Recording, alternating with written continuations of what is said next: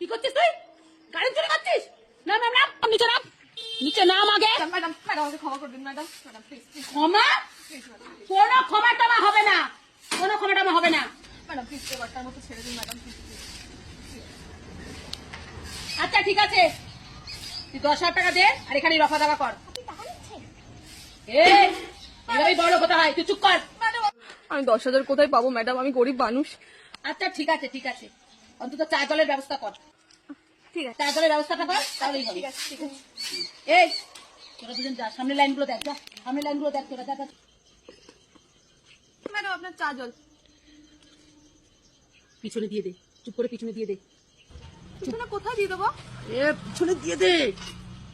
কেন ম্যাডাম?